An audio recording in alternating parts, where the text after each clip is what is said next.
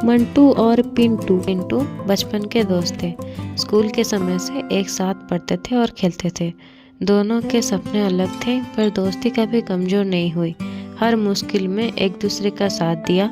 उनकी दोस्ती एक मिसाल थी, जो वक्त के साथ और भी मजबूत होती गई। और वो दोनों एक दिन जंगल में जाने की सोचे।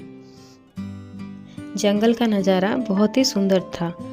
पंछियों की चंचनाहट, पेड़ों की सनसनाहट और ताज़ी हवा में दोनों का जोश और भी बढ़ गया। थोड़ी दूर चलने के बाद उन्हें एक बड़ा तालाब दिखा, जहाँ ढेर सारे बगुले पानी में मछलियाँ पकड़ रहे थे। मंटू ने योजना बनाया, पिंटू तू बगुले को धीरे धीरे भगाने की कोशिश करना, मैं जाल तैयार रखता हूँ। जैसे ही बगुला उड़कर मेरी तरफ आएगा, मैं उसे पकड़ लूँगा।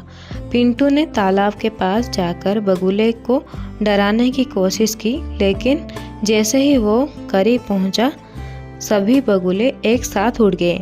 मंटू ने गुस्से में कहा, तूने सब बगुले उड़ा दिए, अब हमारा खाना कैसे बनेगा? पिंटू ने माफ़ी मांगी और कहा, चलो फिर से एक बार कोशिश करते हैं।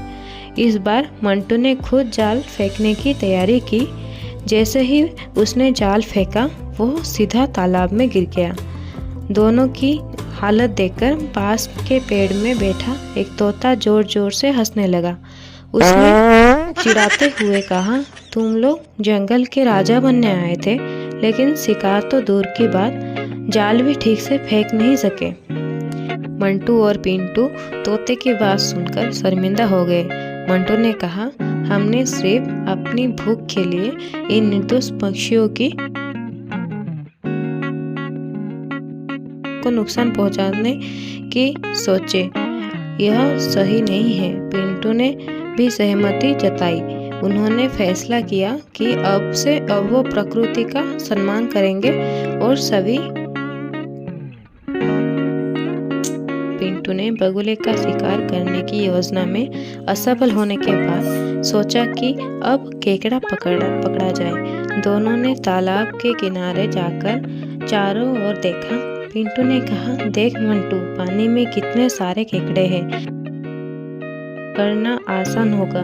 मंटू ने हामी और दोनों ने अपने हाथों से केकड़े पकड़ने की कोशिश शुरू कर दी। जैसे ही मंटू ने एक बड़ा केकड़ा पकड़ा, वह अपने पंजों से मंटू की उंगली पर जोर से चिपक गया। मंटू चिल्लाता, और ये तो काट लिया है। पिंटू ने हंसते हुए कहा, अरे डर मत, इसे छोड़ दे। तभी पिंटू ने भी एक केकड़े को पकड़ने की कोशिश की, लेकिन वह भी उसे हाथ पर चिपक गया। अब दोनों दर्द से कराहने लगे। थोड़ी देर के बाद दोनों ने किसी तरह केकड़े को वापस पानी में छोड़ दिया। पिंटू ने कहा, लगता है कि केकड़े खाना हमारे बस की बात नहीं है, ये तो हमें ही खा जाएंगे। मंटू ने सिर हिलाते हुए जवाब दिया, सच में केकड़े पकड़ने की जगह हमें बाजार से सब्जी ले लेनी चाहिए थी।